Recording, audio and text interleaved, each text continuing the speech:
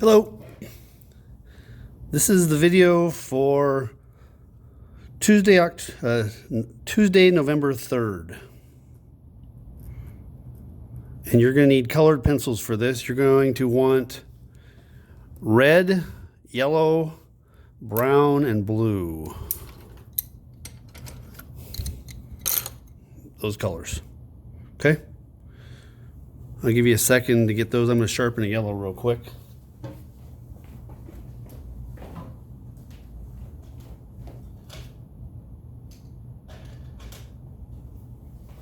All right, here we go.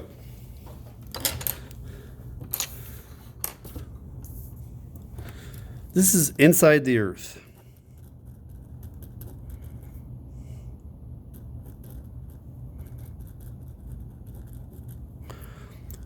All right, first things first. Earth is a chocolate-covered cherry. Here's the chocolate. Grab your brown. This is the crust. Think of it as the thin chocolate shell. Carefully color that in.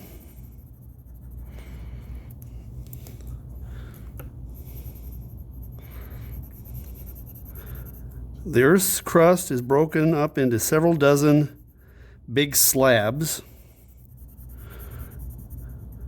and the continental crust is about 22 miles thick on average, and the ocean crust is about 4 miles thick. Okay, I've made it look thicker on this drawing just so it'd be enough there for us to color. Okay, so it's not really as thick as this drawing makes it look. And right now you're riding on a lifeboat called North America, a slab of granite that's about 20 miles thick. Okay, I'm about done with the brown. Okay, so this is solid rock. And in a little while we're going to talk about why this is the rock that got to be solid and not melted. All right, now go back. Now that you've got the brown done, go back and grab your blue. This is going to be the ocean. And I want you to make the ocean as thin as you can and still be able to see it. And usually this light blue shows up pretty well. Make a thin blue layer. And there's one of the deep spots. It's called a trench. Okay. Otherwise, just a thin blue line all the way around. Oops. And get a little bit of blue in that thing. That's not a volcano, by the way. Volcanoes are too small to show up on this. Continue with the blue all the way around. We'll just pretend this is like Pacific Ocean. There's another one of those deep spots, trench. I'm going to move this up so you can see.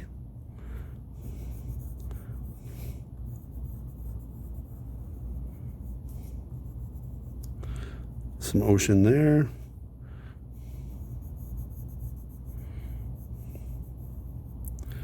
All right, while you still got the blue, in blue, write ocean.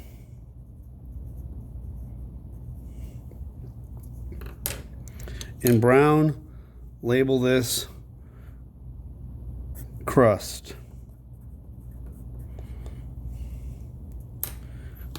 All right. Grab your red and color in the core. This will take a little bit.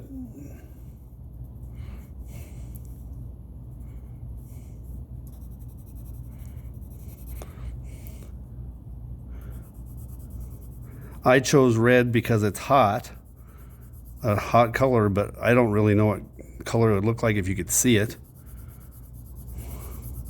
This is iron, melted and solid iron.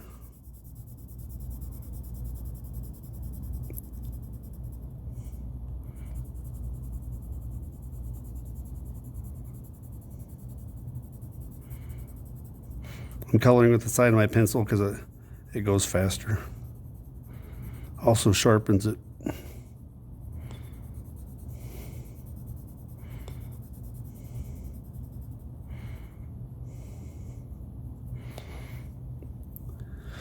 I'll label that core. All right.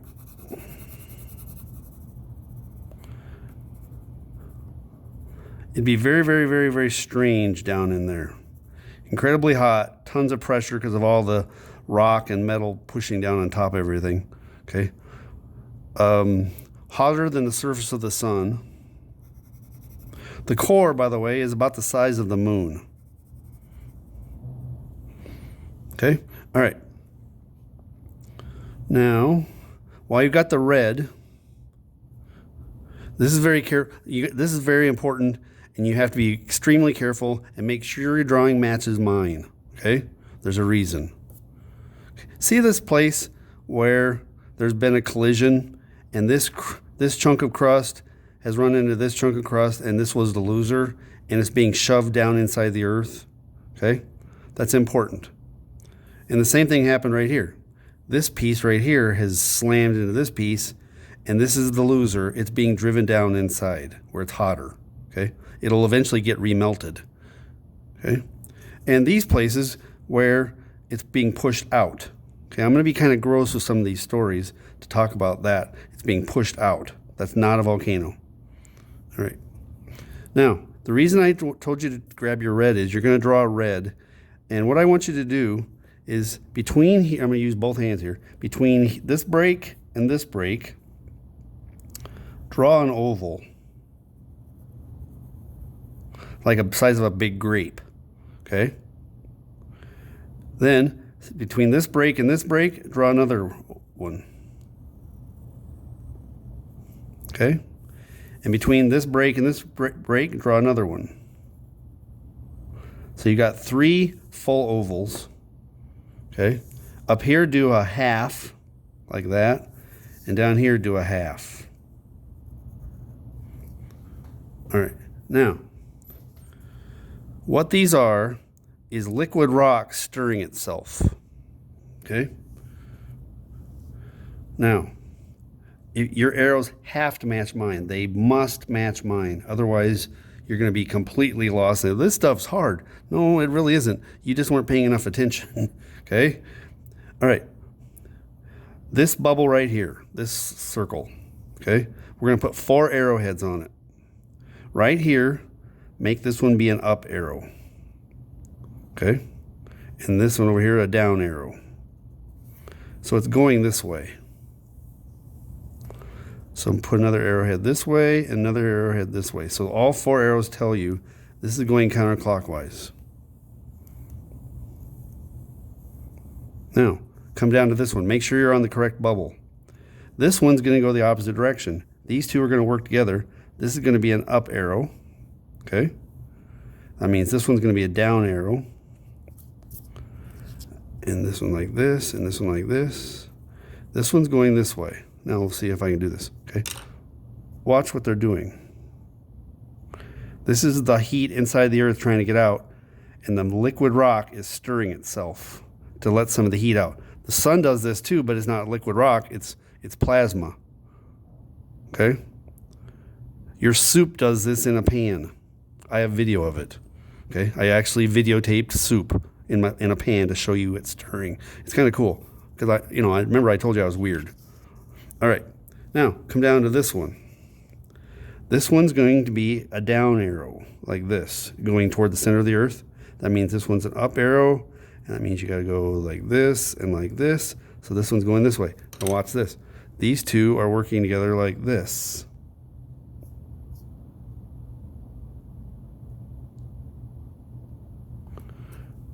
That means this one is going to work with its partner. So this arrow is going to go this way. That means there's going to be an arrow like this and an arrow like this. Okay? Come to the top. So this one's going this way. That means its partner over here is going to go like that. Okay? So there's going to be an arrowhead like this and an arrowhead like that. And you're like probably really sick of arrows now. Okay, so watch what's happening here. This one, like this pair is going like this. That means there's a down current here. That's one reason this thing's being sucked down inside the earth. There's actually there's some suction here. There's a downdraft. Okay? Look at this one where it's pushing out. There's an updraft here. There's pushing and it's pushing out. This would be where the world would try to bleed. Okay, I told you this isn't a volcano here, but there's thousands of volcanoes lined up along this seam. Okay, all right. This one, they're moving like this. So here's another down current. These two are going like this. So here's an up current pushing out. Okay, I'm at 10 minutes already. Now, what these babies are, what these bubbles are, they're called convection currents. So I'm going to turn it sideways and write convection current. Okay, I'm going to write CC in the other ones, convection current. CC. Okay. This is the magma stirring itself. Now, I promise you gross. Here comes some gross. Okay? I have no idea what your childhood was like, how you learned how to ride a bike. Okay? I learned how to ride a bike on a hill on a gravel road. Okay? No training wheels. I only wiped out once because it hurt too much. But I really want to learn how to ride a bike. Okay? So imagine you've wiped out learning how to ride a bike, or you wiped out rollerblading or skateboarding, and you've got a big old nasty wound on your knee or on an elbow. Okay? And you finally get it to stop bleeding, and it scabs up, and it gets all puffy. It's because your body's rushing repair to that area. If you were a gross little kid like I was, and you actually picked at the scab and made it bleed again, okay, it's all swollen there. And sometimes, remember, I was a gross little kid. Sometimes if I picked the scab really carefully, I could look underneath, and blood wouldn't come out, but this clear stuff would. That's called lymph fluid. It's not red because it doesn't have red blood cells in it. It has white blood cells in it. They're there to fight infection. Anyway, why is it all swollen there? Well, because there's damage and there's repair. Okay, here's where the world can crack open and bleed. Look, there's pressure pushing out here. That's why it's pushed out. Okay, all right. Let me see. I've got the core labeled. Okay, now out here, take your yellow, and you may not want to color it all. This whole thing yellow. You may, if you want to be a cheater like me, you can just do this. The quick way to color it. This is the mantle in yellow. If you want to color it all yellow, go for it. That's good enough like this. Okay.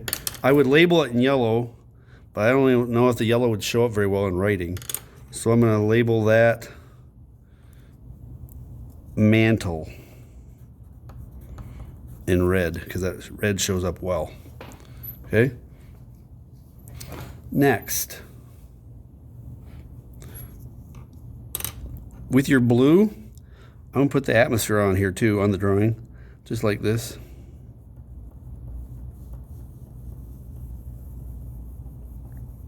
That's the air. You can see the air from space, by the way. I'll prove it to you.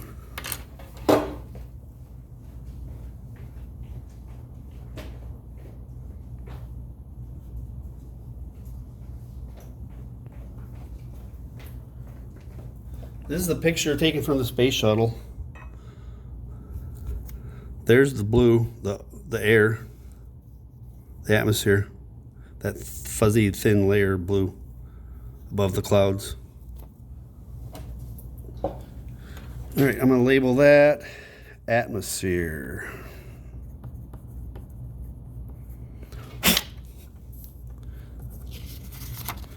Okay, we're at 14 minutes already. Next. Okay, take, if you've got, I know I didn't tell you to use black, use brown if you want to. I'm going to use black, and Here's the center of the Earth, that little dot there. Okay, look how far it is from the center to the outside of the core. And right about, try to visualize where a third of the way up would be. So it's right about here. So I'm like 2.5 spaces. Try to do a dashed line. Let's see, 2.5 spaces. This is the inner core. And that's the outer core. So I'm going to write inner core and outer core.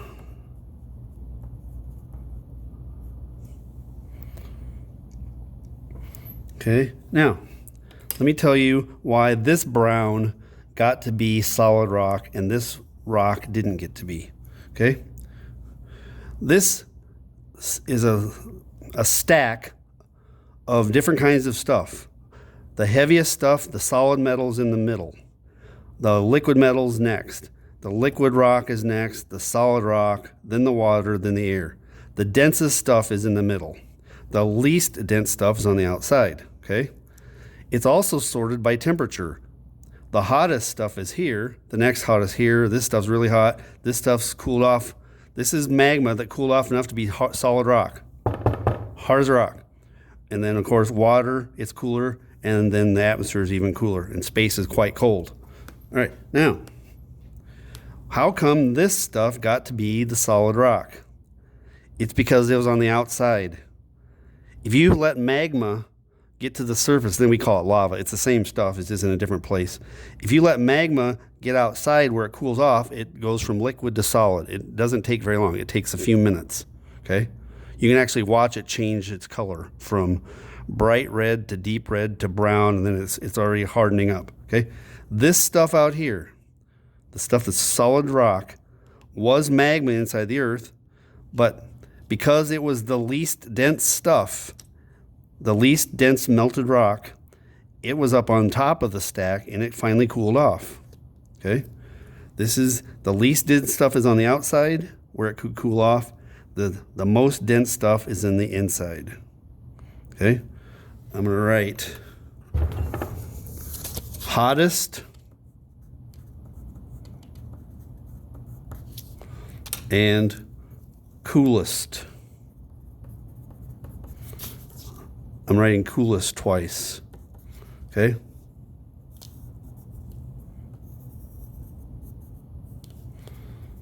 We're at 18 minutes already. Okay, now the B kids had the most boring assignment ever. Just some vocab words to look up and to see if they could find the densities and ingredients. Here's the answers I'm going to show. And I happen to know that the other hours, A kids, they need to finish this. We didn't get all this done. So what I'm going to let you do here is let you see this up close. Everybody needs to get this data table finished. Okay. That's 200 miles. The atmosphere is about 200 miles thick.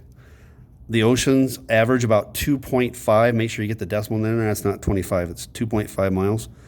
Continental crust is about 22 miles thick, 21.7. Okay. Ocean crust, about 4 miles thick, 4.03. These are averages. Mantle is about 1,784 miles thick. The outer core is about 1,364 miles thick. And the inner core is about 794 miles across. Okay. All right. We're at 19 minutes.